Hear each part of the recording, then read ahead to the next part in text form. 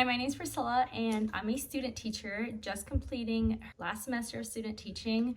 I just got hired a couple weeks ago in my first year teaching position. I'm going to be in a K-1 classroom and I can't wait to share everything with you. This video, I really want to show you my teaching portfolio. I'm going to flip through every single page minus like the pages that have like personal information, but I will show you my whole entire table of contents if that helps.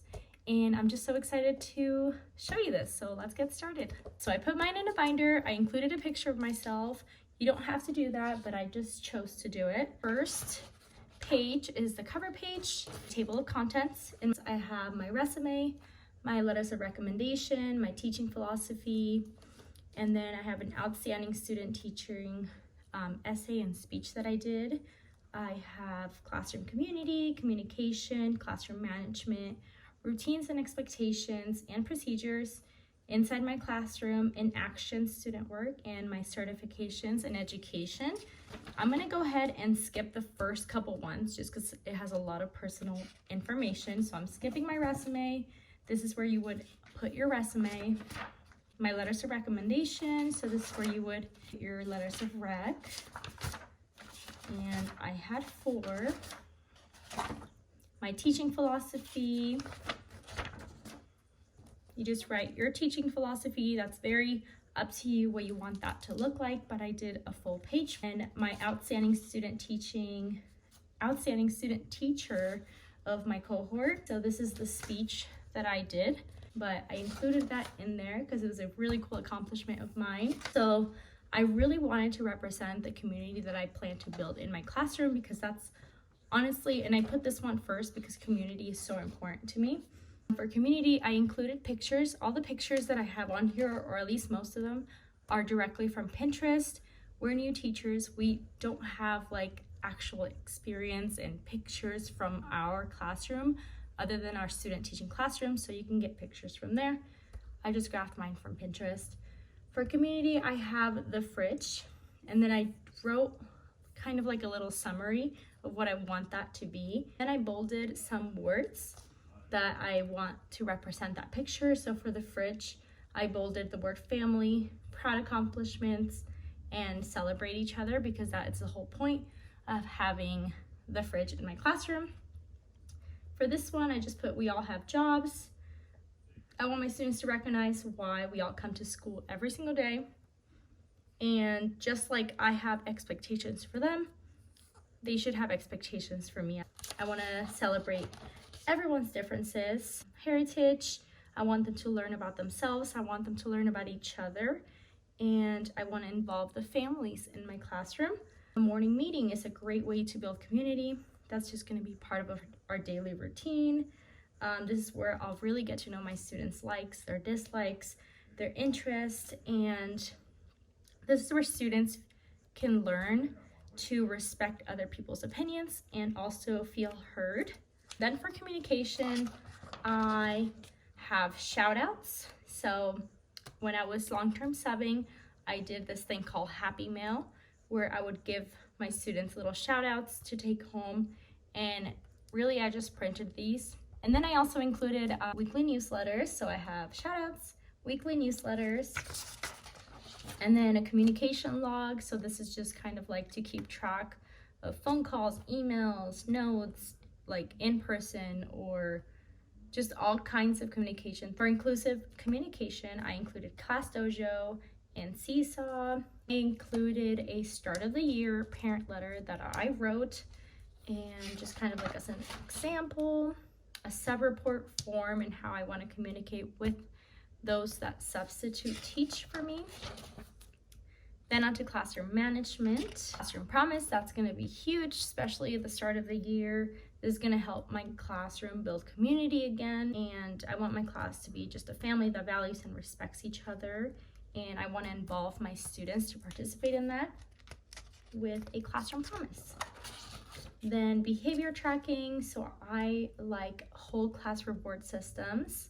It motivates students, and again, it builds community because it's a team effort. And then I also want to do a point system like Class Dojo.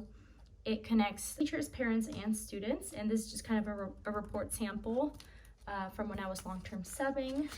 Motivation strategies, so secret student. I love secret student is something that I plan to use. If you've never heard of it, I recommend doing research on it, or I can explain it if you have any questions about it. Again, class dojo rewards, using their points for them to earn rewards. Managing work, take-home folders, labeling them, and having students be responsible for that. Table student organizations, so they can manage transitions and increases responsibility. For routines, expectations, and procedures, walking in the hallway, going to the cafeteria, going to the bathroom. So then I included a picture and a visual of how explicitly I'm going to teach that, and then what a great classroom looks like, sounds like, feels like, and having students really be the ones that lead this whole conversation. For routines and procedures, such as class jobs, attention grabbers, routines. So my start of the year's routine, having like a checklist. Every single day I'm going to be teaching a different routine. For environment, my printer kind of ruined this page. I went on Canva and I really designed my dream classroom. I know classrooms look different, desks are different shaped, but I wanted to show them that I have thought about the classroom, the physical classroom environment that I want to be in. The way I grouped all the students, every student in the class can see the front of the classroom. Something I hated as a student myself is having to sit right here and having to constantly turn around. And I feel like that kind of like ruins their engagement. So every single student can see the front of the classroom. This seating is going to be pillow seating or crate seating, so lower seating so everybody can see. My small group table, calm corner. I really want to have a calm corner in my classroom. My library will be tucked right in this corner. My desk and our classroom rug. For seating, I'm going to do table groups. Each student is going to have a table job, and it's going to be teaching collaboration and teaching responsibility to all my students. And again, a picture of that. I know my desks are going to be different shaped, but somehow I'll make it work. For flexible seating, I included different types of like sitting options that I included how it's going to be accessible for all my students, and I'm going to include multicultural books and have my students be represented through the books that are in the library. For classroom setup, I talked about how I really would like a very organized classroom.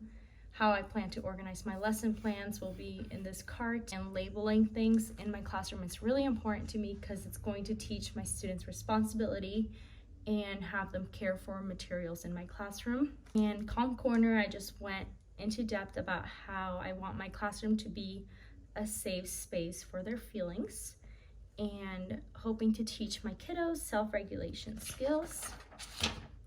And then for the inaction, just included pictures of myself, which I'm gonna skip because there are pictures of students in here. I included pictures of myself doing whole group instruction. And then I included a picture of myself doing small group instruction. And then I included pictures of my students doing hands-on activities during a lesson. So I included a science lesson. You can see their smiling faces. You can see that they're super engaged. And then I included student work.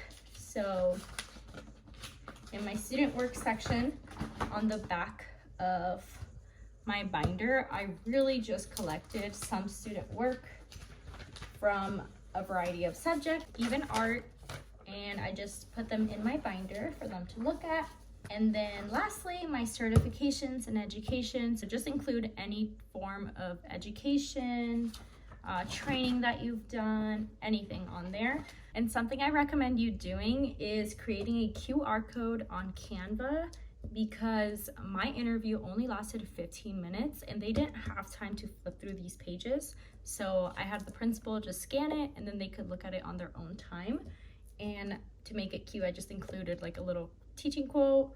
I have this quote on my graduation cap when I got my BA. So yeah, that is my teaching portfolio. I just really wanted to show you, and hopefully it helps. If you have any questions, please let me know. I will answer all your questions. Make sure you're following me over on Instagram at Learn with Ms.R. And yeah, I'm just so happy to be able to like share this because I know how stressful creating your teaching portfolio is. Bye!